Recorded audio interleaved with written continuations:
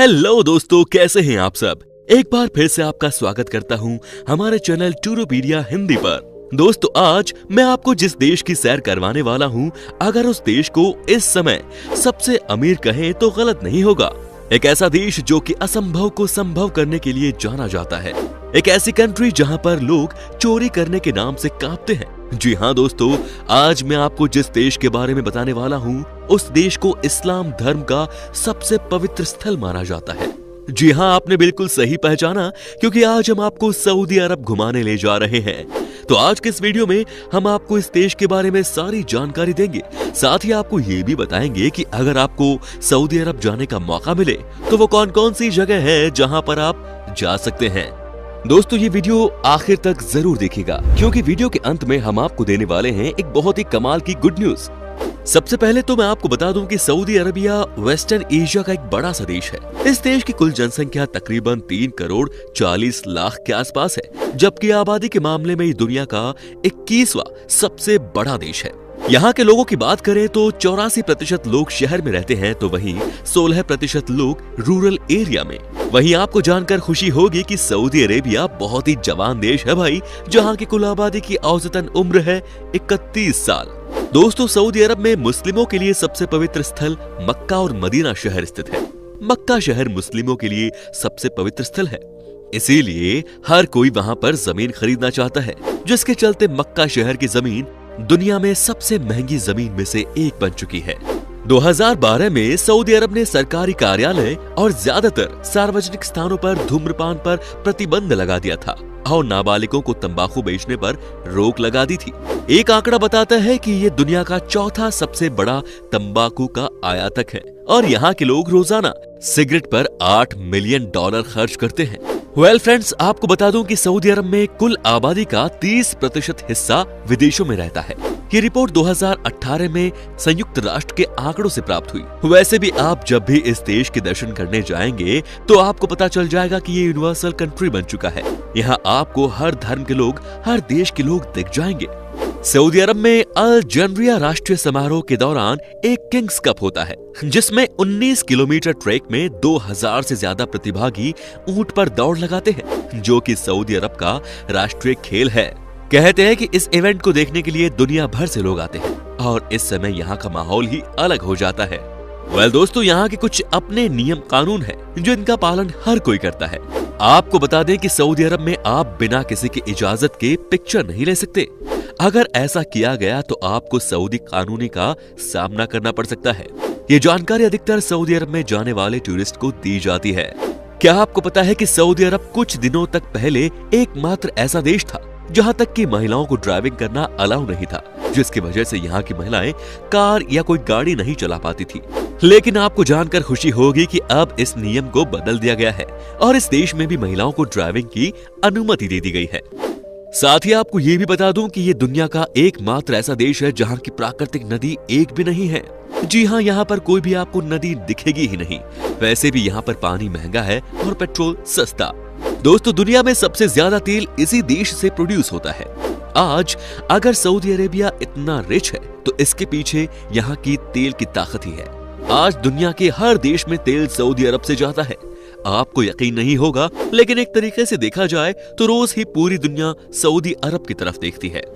वही दोस्तों, आपको ये भी बता दूं कि इस देश में तेल के अलावा खजूर का भी बड़े लेवल पर प्रोडक्शन किया जाता है। आपको जानकर हैरानी होगी कि सऊदी अरब दुनिया का तीसरा सबसे बड़ा खजूर का प्रोडक्शन करने वाला देश है।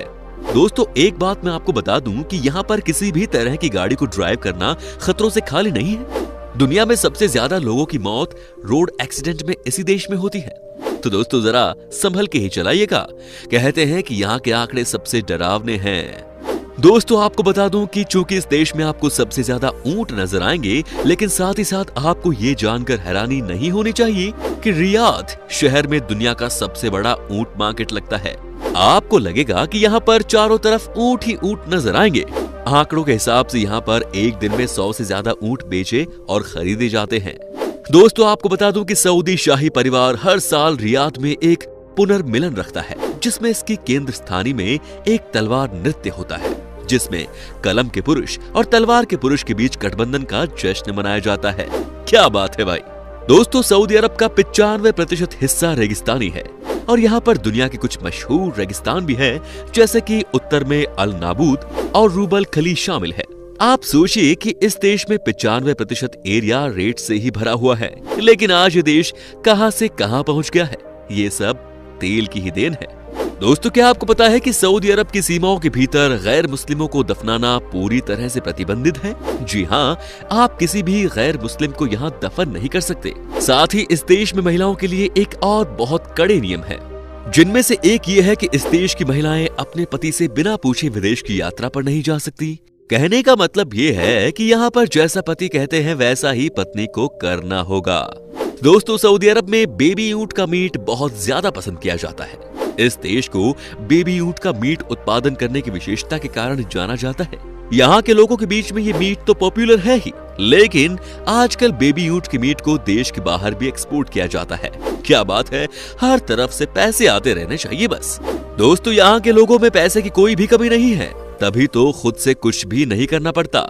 आपको बता दूं कि इस देश में आपको 80% लोग मिलेंगे मजदूरी करते हुए, जो कि दूसरे देश के होते हैं। बहुत मुश्किल से 20% ही आपको इस देश के ऐसे लोग मिलेंगे जो कि मजदूरी का काम कर रहे होते हैं। तेल का पैसा बोलता है भाई यहाँ पर।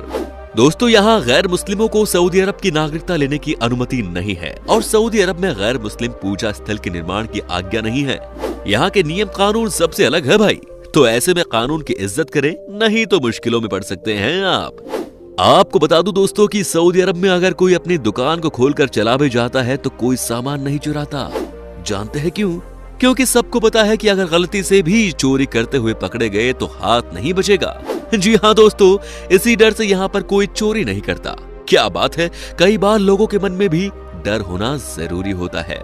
दोस्तों आपको बता दें कि ये अपने देश में दुनिया का सबसे ऊंचा टावर, जिसका नाम किंगडम टावर है, बना रहे हैं। इसकी शुरुआत 2014 में हो गई। अगर हम इस टावर की ऊंचाई की बात करें तो 3280 फीट यानी कि 1 किलोमीटर की ऊंचाई का ये टावर है, जिसे जिहाद टावर कहा जाता है। इस समय दुनिया का सबसे ऊंचा टावर दुबई का बुर्ज खलीफा है, जिसकी ऊंचाई 600 फुट है। दोस्तों आपको जानकर हैरानी होगी कि सऊदी अरब में महिलाओं के लिए वोट देने पर भी पाबंदी लगी हुई थी। सन 2011 में सऊदी किंग अब्दुल्ला ने यहाँ के महिलाओं को 2015 के चुनाव में वोट करने की इजाजत दी और ऐसा करने के साथ ही दुनिया का आखिरी देश बन गया। कह लीजिएगा देर आए लेकिन दुरुस्त आए, है कि नहीं दोस्तों? क्या आपको पता है कि जब इस देश में किसी लड़के और लड़की की शादी होती है तो फंक्शन सेपरेटली किया जाता है? कहने का मतलब ये है कि लड़के वाले अपने गेस्ट का ख्याल रखते हैं तो लड़के वाले अपने गेस्ट का। हालांकि लास्ट में एक दिन सबको गेट टुगेदर होना ही होता है। दोस्तों सऊदी अरब अपने यहाँ के कानूनों में बदलाव की दिशा में आगे बढ़ रहा है। कानूनों में ढील दिए जाने से वहाँ के नागरिकों की जिंदगी में तो बदलाव और आसानी हो ही रही है, साथ ही पर्यटकों के लिहाज से भी ये फायदेमंद है। उदाहरण के तौर पर सऊदी महिलाओं को ड्राइविंग की अनुमति दे चुका है। हाल ही में सऊदी ने विदेशी कपल्स को शादी का प्रूफ दिए बिना होटल्स रूम शेयर करने की भी इजाजत दी है। इसके अलावा कोई भी महिला अब अकेले होटल रूम में रह सकेगी। इन कदमों के जरिए सऊदी अरब पर्यटकों को आकर्षित करना चाहता है। तो दोस्तों अब हम आपको बताते हैं कि वो कौन कौन सी जगह है जहां पर आप सऊदी अरब देश में घूमने के लिए जा सकते हैं। साथ ही आपको हम ये भी बताएंगे कि इस देश की यात्रा करने के लिए आपको कितना पैसा खर्च करना पड़ सकता है। दोस्तों आप लोगों के काफी रिक्वेस्ट के बाद हमने शुरू किया है एक और नया चैनल, जिसका नाम है टूरोपीडिया HD। इस चैनल का मकसद है दुनिया के हर एक कोने में मौजूद कमाल के टूरिस्ट डेस्टिनेशंस को आपके सामने पेश करना।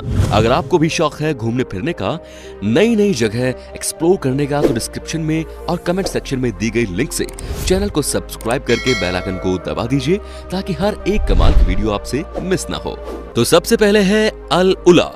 दोस्तों आपको बता दें कि अल उला के खंडहर सऊदी अरब के उत्तर पश्चिम में है और इसे सऊदी की बेस्ट नॉन डेस्टिनेशन कहा जाता है। यहाँ पर आपको कई राज्यों के प्राचीन अवशेष देखने को मिलेंगे। इनमें से सबसे मशहूर खंडहर मादाइन साले है।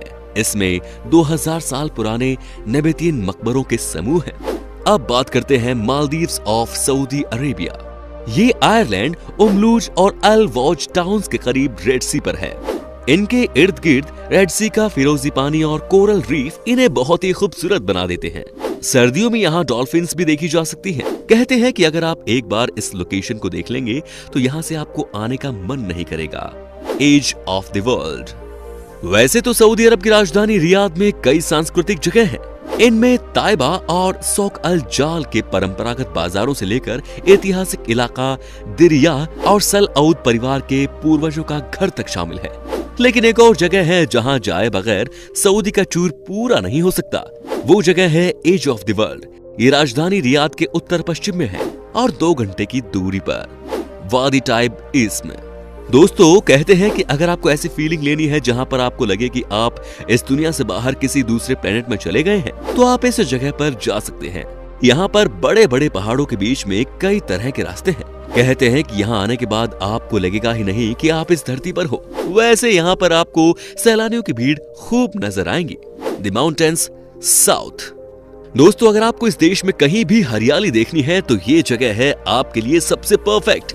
आपको बता दूं कि ये बहुत ही खूबसूरत जगह है। कहते हैं कि यहाँ का तापमान भी थोड़ा कम होता है। साथ ही दोस्तों अगर आपको शांति से कुछ समय अपने लिए बिताना है तो ये जगह आपको बहुत अट्रैक्ट करने वाली है।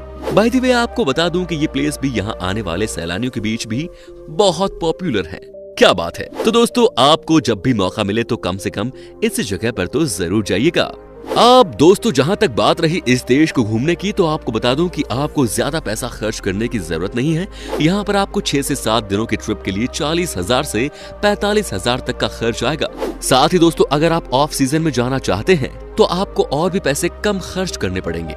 सऊदी अरब का वीजा लेने के लिए आपको यहाँ के एम्बेसी से संपर्क करने की जरूरत है। यहाँ पर आपको ऑन अराइवल वीजा नहीं मिलेगा।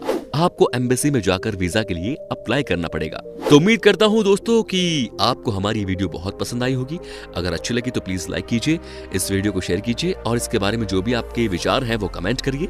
साथ ही अगर आप इस वीडियो को देख रहे हैं यूट्यूब पर तो सब्सक्राइब कर लीजिए चैनल को। अगर आप फेसबुक पर देख रहे हैं तो फॉलो कर लीजिए पेज को और नीचे डिस्क्रिप्शन में दी गई लिंक से हमें आप इंस्टाग्राम पर भी फॉलो कर सकते हैं। फिलहाल मिलता हूँ आपसे नेक्स्ट वीडियो में। Till then bye bye and take care.